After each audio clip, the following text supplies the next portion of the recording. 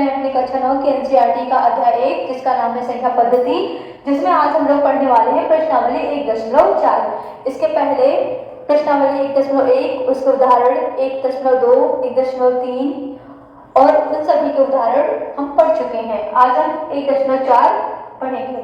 तो इसमें पहला जो प्रश्न है वो है, बताइए नीचे दी गई संख्याओं में कौन कौन परिमेय है और कौन कौन अपरिमेय है। तो पहली संख्या है 2 - √5। आपने पढ़ा है कि जो √5 है वो कैसी संख्या है, एक अपरिमेय संख्या है। ठीक है, तो इसमें देखिए कोई जोड़ घटाना गुणा भाग करने से √5 कहीं जा तो नहीं रहा है, तो अगर 2 में से भी √5 हम घटा रहे हैं तो यह भी संख्या कैसी हो जाएगी, अपरिमेय संख्या ही हो जाएगी। तो 2 - √5 भी एक अपरिमेय संख्या है। ठीक, दूसरा है 3 + √23 - √23। तो इसमें देखिए 3 + √23 है। ठीक, ये एक में लिखा हुआ है, इसमें से घटाना है माइनस, इसमें से घटाना है √23 को। एक है हमारा +√23 और दूसरा है -√23। तो जब एक प्लस एक माइनस होते हैं तो आपस में क्या होते हैं, वो कट जाते हैं, घट जाते हैं। √23 में से √23 जाएगा तो 0 ही बचेगा। तो यहाँ पे कौन सी संख्या बची, 3। और 3 कैसी संख्या है, एक परिमेय संख्या है। अगर इसमें √23 नहीं घटता, √23 के साथ में होता, तब यह संख्या होती एक अपरिमेय संख्या होती। लेकिन प्लस भी √23 था, -√23 था, दोनों आपस में कट गए तो बचा 3, जो कि आएगी एक परिमेय संख्या। ठीक, अगला जो क्वेश्चन है 2 √7 बटे √2। तो देखिए इसमें तो ऊपर नीचे अंश और हर में एक ही चीज लिखा हुआ है। वैसे √7 तो एक अपरिमेय संख्या है, लेकिन ये भी आपस में जब ऊपर नीचे अंश और हर में एक ही शब्द हो, एक ही अक्षर होता है, मतलब एक ही अंक होता है, अंश भी एक हो और हर भी एक हो, तो वो करके हमेशा उसका उत्तर कितना आता है, एक आता है। और एक कैसी संख्या है, एक परिमेय संख्या है। तो यह भी संख्या कैसी होगी, परिमेय संख्या होगी, परिमेय संख्या। अगला 1/√2। अब इसमें √2 बचा है क्या, √2 एक अपरिमेय संख्या है और √2 से हम 1 को भाग कर रहे हैं तो इसमें तो √2 गायब भी हो रहा है। जब √2 एक अपरिमेय संख्या है तो 1/√2 भी कैसी होगी, अपरिमेय संख्या ही होगी। तो इसमें क्या लिखेंगे कि 1/√2 ये कैसी है, अपरिमेय संख्या है, अपरिमेय संख्या। अंतिम है 2π। पाई भी आप पढ़ चुके हैं, पाई भी कैसी संख्या है, अपरिमेय संख्या है। तो पाई कैसी है, अपरिमेय संख्या। अब उसमें 2 से गुणा कर रहे हैं, 2 से गुणा करने पर इसका जो प्रसार आएगा वो भी अशांत अनावर्तित ही आएगा, गायब नहीं होगा। तो 2√π, इसमें चाहे भी गुणा करो, कुछ घटाओ जोड़ो, वो एक अपरिमेय संख्या ही आएगी। तो √2π ये भी कैसी होगी, अपरिमेय संख्या ही होगी। बात आएगी समझ में। चलिए अब देखेंगे दूसरा प्रश्न। दूसरा प्रश्न है, निम्नलिखित व्यंजकों में से प्रत्येक व्यंजक को सरल कीजिए, यानी ये हमको हल करना है। तो पहला सवाल है 3 + √3 को गुणा करना है 2 + √2 से। तो इसमें कैसे करेंगे इसका हल, पहले 3 का गुणा किससे करेंगे, 2 से करेंगे। तो 3 का गुणा 2 से करेंगे कितना आ जाएगा, 6 आ जाएगा। फिर इसी 3 का गुणा 2 से करेंगे, बीच में जोड़ का निशान है तो जोड़ का निशान लगाएंगे। तो 3 और √2 कितना हो जाएगा, 3√2 प्लस, अब इसका गुणा इन दोनों से करेंगे। तो पहले √3 का गुणा 2 से करेंगे तो कितना आएगा, 2√3। फिर इस √3 का गुणा इस √2 से करेंगे तो दोनों रूट भी है, इसलिए दोनों को एक साथ लिख लेते हैं, एक ही रूट के अंदर लिख लेते हैं। क्योंकि हमने कल पढ़ा था अगर a और b एक ही रूट के अंदर है तो उसको हम अलग अलग रूट के अंदर इस तरीके से लिख सकते हैं। तो यहाँ पे अलग अलग रूट 2 में गुणा आएगा तो हम उसको एक ही में लिख सकते हैं। ठीक है, ये बीच गुणे का निशान होता है। तो 3 और 2 का गुणा कितना हो जाएगा, 3 दूनी 6 हो जाएगा। अब देखिए रूट रूट वालों को एक साथ लिख लेते हैं और जो बिना रूट की है उसको एक साथ लिख लेते हैं। तो सभी तो एक ही साथ लिखे हमने, तो हल इसका क्या आ जाएगा 6 प्लस 3 रूट 2 प्लस 2 रूट 3 और प्लस रूट 6। ये इसका क्या हो जाएगा उत्तर हो जाएगा। या फिर हाँ ठीक है, इसका क्या हो जाएगा उत्तर हो जाएगा। दूसरा देखते हैं, 3 प्लस रूट 3 का गुणा करना है 3 माइनस रूट 3 से। तो इसमें भी वही चीज करेंगे, पहले इस 3 का गुणा इन दोनों में कर लेंगे, फिर रूट 3 का गुणा इन दोनों में कर लेंगे। तो 3 का गुणा जब 3 में करेंगे तो कितना आ जाएगा 3 तिया 9। अब इस 3 का गुणा इसमें करेंगे तो कितना आ जाएगा 3। देखिए यहाँ पे प्लस है ना, तो प्लस का निशान, सॉरी इसका गुणा इसमें करना है, तो ये प्लस है ये माइनस है, प्लस माइनस का गुणा हमेशा माइनस होता है। 3 रूट 3 आ जाएगा। फिर इस 3 का गुणा इसमें करेंगे तो दोनों के आगे प्लस है इसलिए प्लस आएगा, तो इसका गुणा कितना हो जाएगा 3 रूट 3। और इसका गुणा फिर इसमें करेंगे, इसमें ये प्लस है ये माइनस है, फिर प्लस माइनस का गुणा में हमेशा माइनस आता है। और ये दोनों अलग अलग रूट में है तो इसको हम एक ही रूट में लिख लेंगे। ठीक, अब ये प्लस ये माइनस का ये प्लस का दोनों है तो एक ही चीज, एक प्लस एक माइनस है तो क्या होगा ये आपस में कट जाएंगे। अब कितना बचेगा 9 माइनस रूट 9। रूट 9 को क्या लिख सकते हैं रूट 9 ये किसका वर्गमूल होगा 3 का, 3 का वर्ग करेंगे तो 9 और 9 का वर्गमूल 3। 9 में से 3 जाएगा कितना हो जाएगा 6, या इसका क्या हो जाएगा उत्तर हो जाएगा। और कल आपने एक सूत्र भी पढ़ा था, अगर a माइनस रूट बी का गुणा करेंगे a प्लस रूट बी से तो उत्तर कितना आता है a स्क्वायर माइनस बी। तो सिंपल इस तरीके से भी कर सकते थे, a स्क्वायर a की जगह पे कितना है 3 और b की जगह पे कितना है रूट 3। तो पहले a का यानी 3 का क्या करेंगे स्क्वायर माइनस b कितना है 3, केवल 3 ही लिख देंगे, तो इसका स्क्वायर 9 माइनस 3 घटाएंगे तो 6 आ जाएगा। सेम प्रश्न 2 का तीसरा पार्ट क्या कह रहा है रूट 5 प्लस रूट 2 का होल स्क्वायर। इसको ऐसे भी लिख सकते हैं रूट 5 प्लस रूट 2 का गुणा करना है रूट 5 प्लस रूट 2 से ही। तो फिर ऐसे गुणा कीजिए, पहले इस रूट 5 का गुणा इन दोनों से कीजिए, फिर इस रूट 2 का गुणा इन दोनों से कीजिए। तो देखिए रूट 5 का गुणा 5 से करेंगे, रूट 5 से करेंगे तो कितना आ जाएगा, एक ही ब्रैकेट के अंदर लिख लेते हैं 5 25 हो जाएगा, प्लस फिर रूट 5 का गुणा 2 से रूट 5 दूनी 10 हो जाएगा, प्लस प्लस है सबका हर जगह प्लस है इसलिए प्लस प्लस ही लगेगा। इस रूट 2 का गुणा इस प्लस के रूट 5 से प्लस प्लस तो प्लस ही आएगा और 5 दूनी 10 हो जाएगा, प्लस फिर इस रूट 2 का गुणा इस वाले रूट 2 से तो कितना हो जाएगा 2 2 4 हो जाएगा। रूट 25 किसका वर्गमूल होता है 5 का, तो इसकी जगह पे कितना आ गया 5 प्लस ये भी रूट 10 ये भी रूट 10, टोटल कितने रूट 10 हो गए एक ये यानी 2 रूट 10 हो गए, और प्लस 4 किसका वर्गमूल होता है 2 का। अब रूट वालों को एक साथ लिख लेते हैं, जिस पर रूट नहीं है उसको एक साथ लिख लेते हैं, तो 5 और 2 आपस में जोड़ देंगे दोनों को, 5 और 2 7 प्लस 2 रूट 10, ये इसका क्या हो गया हल हो गया। इसका अंतिम पार्ट देखते हैं क्या है, रूट 5 माइनस रूट 2 का गुणा करना है रूट 5 माइनस है कि प्लस है एक बार देख के बताते हैं हम। तो चौथा पार्ट है रूट 5 माइनस रूट 2 का गुणा करना है रूट 5 प्लस रूट 2 से। सेम यहाँ मैंने फॉर्मूला आपको बताया ही था, चलो वैसे गुणा करके देख लेते हैं।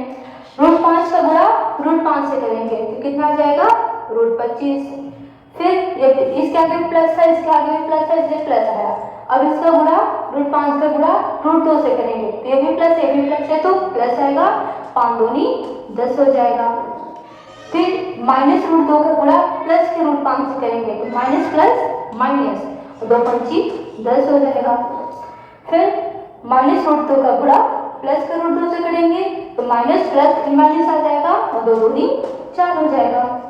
अब देखिए ये भी प्लस का रूट 10 माइनस का रूट 10, प्लस माइनस जहाँ आपस में दिखे वो कट जाएंगे। रूट 5 का वर्गमूल कितना सॉरी 25 का वर्गमूल कितना 5, 4 का वर्गमूल कितना 2, ठीक, कितना हो गया 5 में से 2 गया 3 बचा।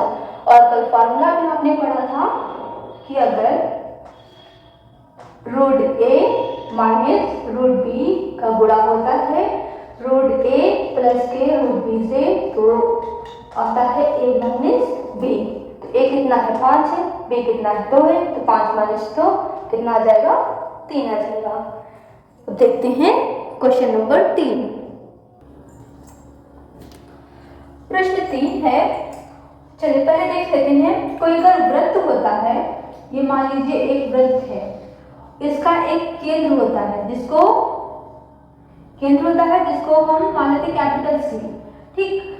अब यहाँ से केंद्र से जो दूरी होती है इस लाइन तक की, इसको हम बोलते हैं त्रिज्या, और इसको किससे लिखते हैं मान लेते स्मॉल आर, छोटा आर। तो यहाँ से यहाँ तक की दूरी आर होगी, यहाँ से यहाँ तक की दूरी तो आर ही होगी, ठीक। तो ये यहाँ से यहाँ तक जो टोटल दूरी होती है ये कितनी होगी 2r, इसको हम बोलते हैं व्यास, और इसको व्यास को किससे लिखते हैं d से लिखते हैं, स्मॉल d से। तो ये इसका व्यास होता है, जो दोनों जो त्रिज्या होती है उन दोनों को जोड़ दे तो इसका व्यास निकलता है।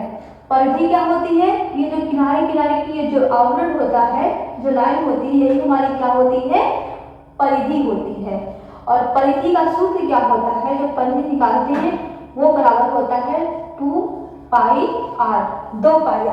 अगर 2r को हम एक साथ लिख लें, 2 पाई को एक साथ, पाई को अलग लिख लेते हैं, 2r को एक साथ लिख लेते हैं, तो अभी हमने निकाला 2r बराबर किसके होता है d के, यानी व्यास के, तो बराबर हो गया पाई और d। परिधि को मान लेते स्मॉल c, तो c बराबर पाई d हो गया। अगर पाई का मान इधर से निकाले तो पाई बराबर हो जाएगा c, तो ऐसे रहेगा, d यहाँ पे गुणे में है, यहाँ आएगा तो क्या हो जाएगा भाग में हो जाएगा, यानी कुल मिला के पाई बराबर कितना आ गया c बटे d। तो प्रश्न को समझिए क्या बोल रहा है। आपको याद होगा कि पाई को वृत्त की परिधि मान लीजिए c, परिधि को कितना माना है c, और उसके व्यास को कितना माना है, व्यास बराबर d के अनुपात में परिभाषित किया जाता है, अर्थात पाई बराबर c बटे d, जो मैंने यहाँ पे आपको बता दिया। पाई बराबर कितना आया c बटे c अपॉन d। या इस तथ्य का अंतर विरोध करता हुआ प्रतीत होता है कि पाई अपरिमेय है। इस अंतर विरोध का निराकरण आप किस प्रकार करेंगे। तो देखिए यहाँ तक तो समझ में आ गया, पाई बराबर c अपॉन d। यह इस तथ्य का अंतर विरोध मतलब विरोध कर रहा है, नहीं मान रहा है कि पाई एक अपरिमेय है। और हमने क्या पढ़ा है कि पाई कैसी संख्या होती है, एक अपरिमेय संख्या होती है, ठीक। यहाँ तक समझ में आया। फिर बोला इस अंतर विरोध का, यानी ये जो विरोध कर रहा है कि पाई बराबर c अपॉन d आ रहा है। अब c अपॉन d यानी p बटे q के फॉर्म में आएगा, तो पाई तो एक तरीके से परिमेय संख्या हुई, क्योंकि परिमेय संख्या वही होती है जो p बटे q के रूप में होती है।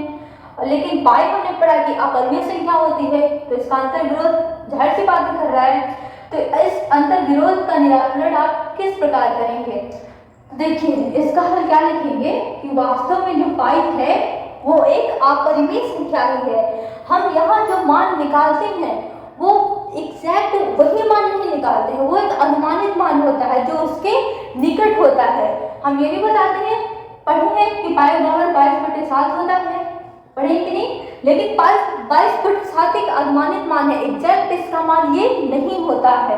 तो यहाँ भी जो पाई बराबर c बटे d आया है वो भी एक अनुमानित होगा, सन्निकट होगा, जो इसके निकट तक है, लेकिन वो नहीं है जो हमें चाहिए, उसके निकट तक है।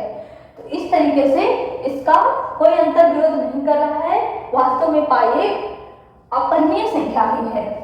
तो वास्तव में पाई एक अपरिमेय संख्या ही है, अपरिमेय संख्या ही है, क्योंकि हम इसका अनुमानित मान निकालते हैं,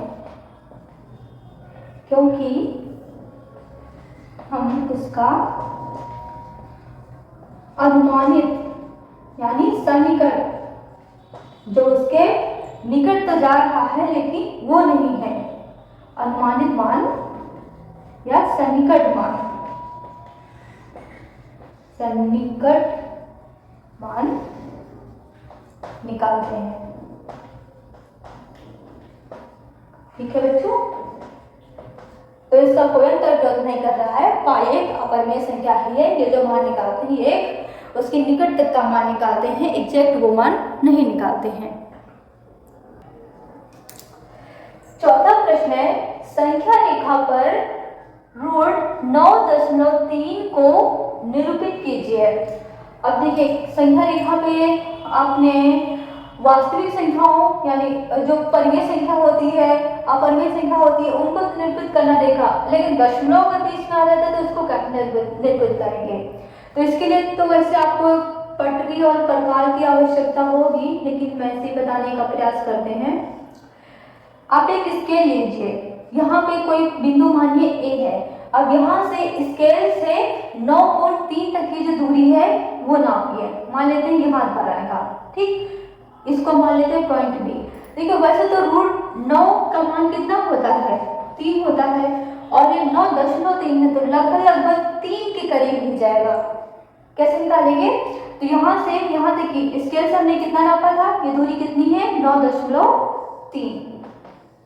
आगे देखिए, अब यहाँ से 1 सेंटीमीटर ये 9.3 सेंटीमीटर है मान लेते हैं, कोई भी यूनिट मान लेते हैं, हम सेंटीमीटर लेके जाते हैं। तो ये 1 सेंटीमीटर माने, इसको नाम देते हैं सी। तो और ये चीज इसमें जोड़ देंगे, 9.3 में 1 को जोड़ देंगे, यानी ए से सी तक की डिस्टेंस निकालेंगे, दूरी निकालेंगे, तो वो कितनी आ जाएगी।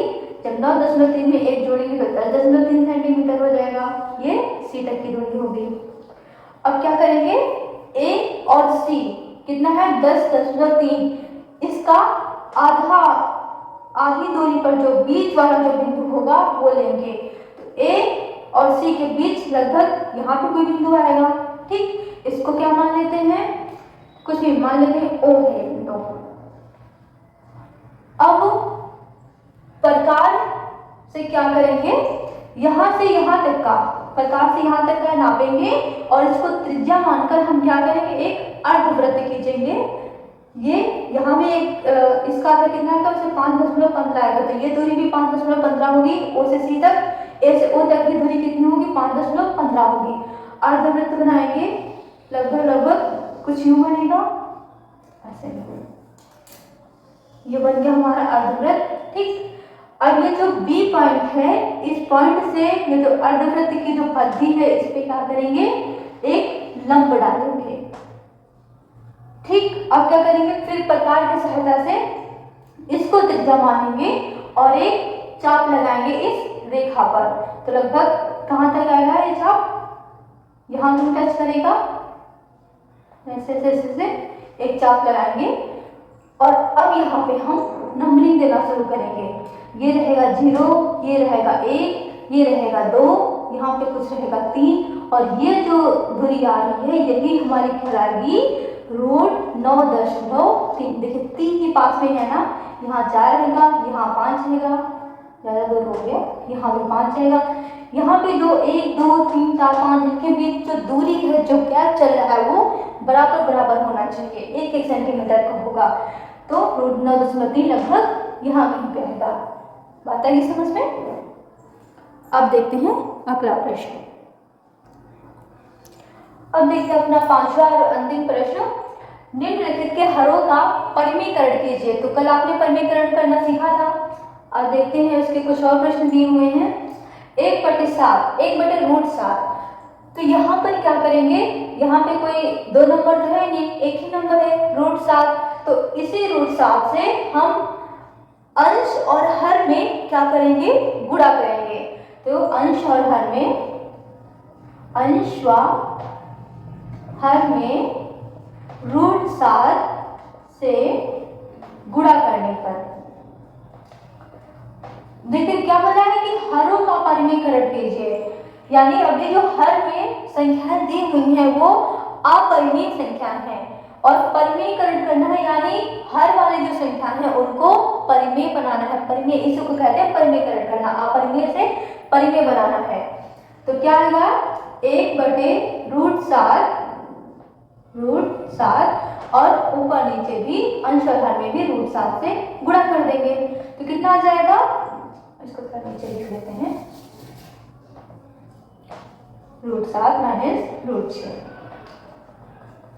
ठीक, तो √7 और 1 का गुणा करेंगे तो √7 ही आएगा, बटे √7 और √7 आपस में इनका गुणा होगा तो क्या आ जाएगा, केवल 7 ही आता है। तो √7 बटे √7। देखिए अब यहाँ पे बोला ये 7 जो है यह परिमेय है कि परिमेय, तो 7 केवल 7 लिखा है तो एक परिमेय संख्या हो गई। इस तरीके से हर का क्या हो गया, परिमेयकरण हो गया। अब अगर दो संख्याएं दी हुई होती हैं तब हम किससे गुणा करेंगे, यहाँ पर तो एक ही दी हुई थी तो उसी संख्या से ऊपर नीचे गुणा कर लिया। अगर इस तरीके से दो संख्याएं दी हुई होती हैं तो हम जिससे गुणा करते हैं बस बीच का निशान बदल देते हैं, प्लस है तो माइनस कर देंगे, माइनस है तो प्लस कर देंगे। तो यहाँ पे क्या है, 1 बटे √7 माइनस √6, तो हम अंश और हर में √7 प्लस √6 से गुणा करेंगे। तो क्या लिखेंगे,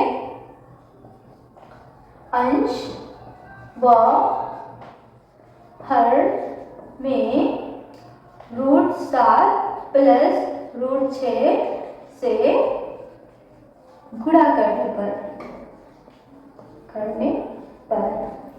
बराबर कितना हो जाएगा, 1 बटे √7 माइनस √6 गुणे √7 प्लस √6 बटे √7 प्लस √6। इसका गुणा 1 से करेंगे तो इतना ही आएगा, √7 प्लस √6 बटे इनका आपस में गुणा करेंगे तो आपने कल फॉर्मूला पढ़ा था, √a माइनस √b का गुणा होता है अगर प्लस के √a प्लस √b से, तो उसका उत्तर आता है a माइनस b। तो यहाँ पे a की जगह पे कितना है 7, b की जगह पे कितना है 6, तो a माइनस b यानी 7 माइनस 6 आ जाएगा। ठीक, बराबर √7 प्लस √6 और 7 में से 1 गया तो 7 में से 6 गया तो 1 बचेगा। अब एक ये परिमेय संख्या हो गई। इस तरीके से यहाँ पे जो अपरिमेय संख्या दिया था इसका मैंने परिमेयकरण करके जो हल है उसको 1 बना दिया, एक परिमेय संख्या बना दिया, बस इसका हल हो गया। तीसरा क्वेश्चन, 1 बटे √5 प्लस √2 इसका परिमेयकरण करना है, तो इसमें आप बताइए अंश हर में किससे गुणा करेंगे, अंश व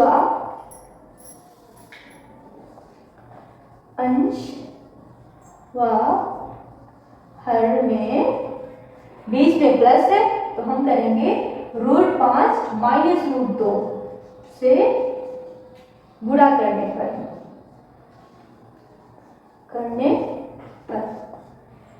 कितना आ जाएगा, वह 1 बटे √5 प्लस √2 गुणे √5 माइनस √2 बटे √5 माइनस √2 बराबर इनका गुणा 1 में करेंगे तो ये संख्या आएगी √5 माइनस √2 बटे, फिर वही यहाँ पे वही वाला सूत्र लगेगा, √a प्लस √b का गुणा होगा √a माइनस √b जिसका सूत्र होता है a माइनस b यानी 5 माइनस 2, तो √5 माइनस √2 और 5 में से 2 जाएगा 3 बचेगा, इसका क्या हो गया, उत्तर हो गया।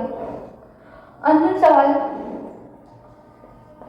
अंश व हर में, अब यहाँ पे हर में कितना दिया हुआ है √7 माइनस √2, तो हम गुणा करेंगे √7 प्लस √2 से, अंश व हर में √7 प्लस 2, इस पर रूट नहीं है ना तो इस पर रूट नहीं लगाएंगे, प्लस 2 से गुणा करने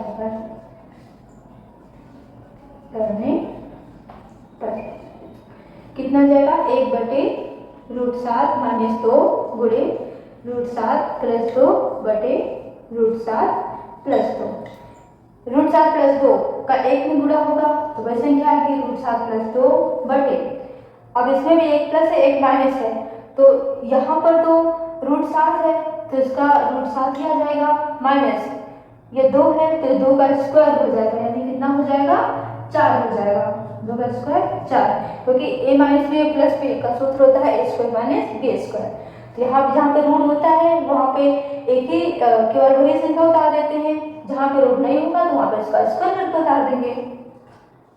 तो रूट 7 प्लस 2 और 7 में से 4 गया तो 3, यह उसका उत्तर हो गया।